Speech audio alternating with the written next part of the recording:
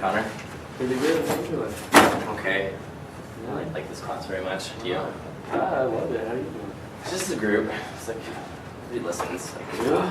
it's a pain in the butt. Like, nobody talks about stuff, like, or what they do, or, like, they don't let me talk at all. You know, I'll, like, feel like I have these ideas and just shout them out, but No one's listening. yeah, nobody doesn't listen. So, I don't know, man. It's just, like, so annoying. Like, I just want to, like, say stuff, but nobody ever, like, listens to me or gives me any, like, feedback on it. Just, like, I'm, like, always talking about it and stuff, but, I don't, like, give me a choice to talk. It's not like I have any option, I just don't do anything, but Man, feel singled out, you know, I don't know about you. sounds like a rough life. Like, Heather definitely is just, like, dominant in the group, so, like, she definitely makes me feel that way. It's kind of frustrating. I just don't understand it. Okay. So, yeah, I kind of wanted to do something about that. I don't know if you felt the same way. It's really super annoying. Yeah. Could you not? Sorry. Yeah.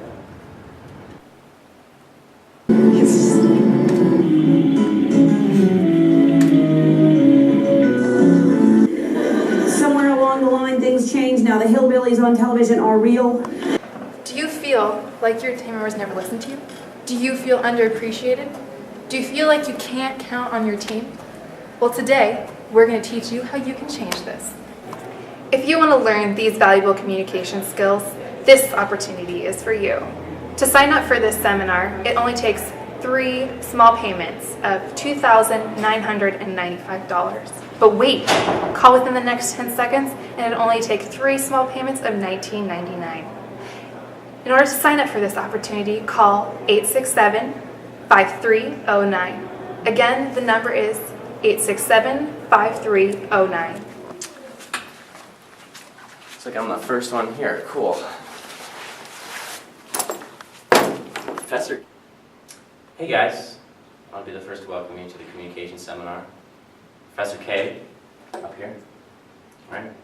So, first off, we're going to talk about a couple things in this seminar. These two are highly related, rather these three. First of all is the sender. Very important in the communication. Who's sending the message? Are they credible? Are they attractive? Great questions, right? We'll go over those later in the seminar. Second is the receiver. Who's listening? Who's hearing the message? Are they actually listening to the message? Or are they understanding it? Are they perceiving it? These are great questions as well. Third thing, the message. What's being said? It's not always the most important part, but it can be. Is it effectively said? Is it effective? Is the message effective itself? Is it important? Is it sophisticated? Does it have depth to it? Can it create a conversation with the receiver? On this other side, we have communications climate. These all relate to each other as well. This means, do you have a group that focuses on one another, that is supportive of one another, and that can create an environment that's safe? It goes into psychological safety.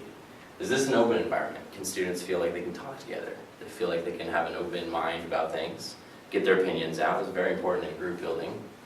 Last thing is the trust aspect. If you can't trust anybody in your group, how are you going to get things done? How can you trust to give people other assignments, right? So this starts with open communication. Are you guys communicating about what your roles are? Are you communicating about different aspects in yourself?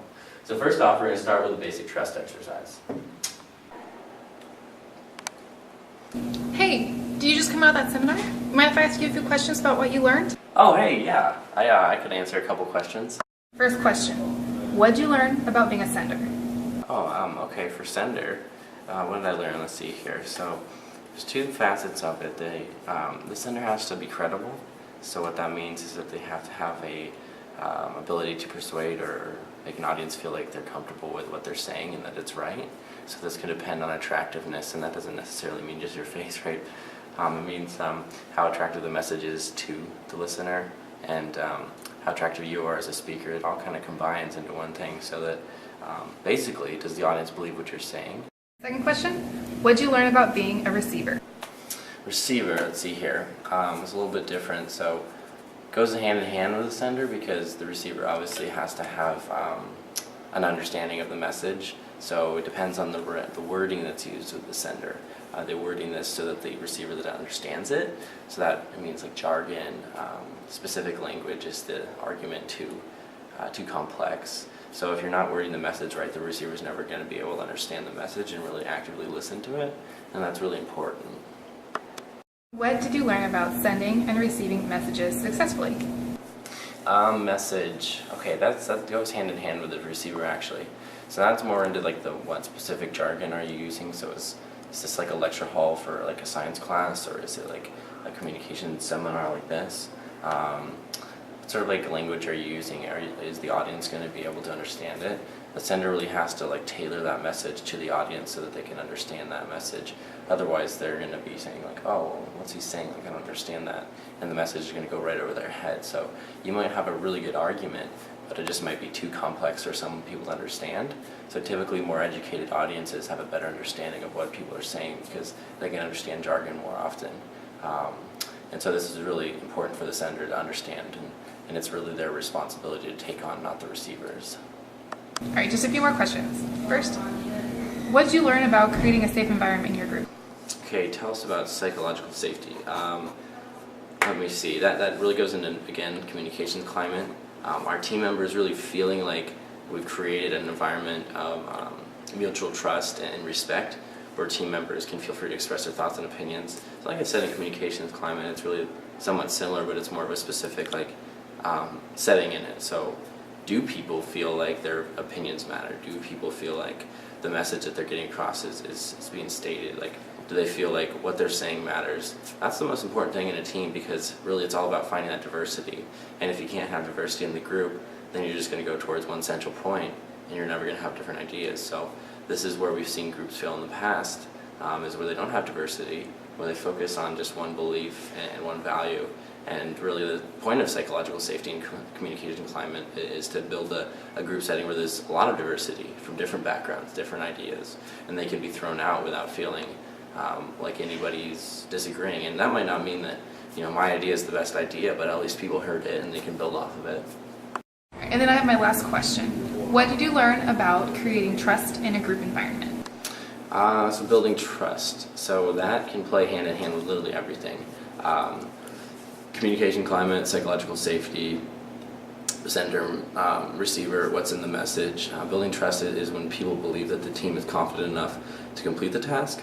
So are you confident enough that Joe, say, can finish that assignment? Or are you confident enough in yourself that you can finish the assignment? Do you know if your group member is going to meet all on time, or are they going to communicate with you, or are they going to meet on time?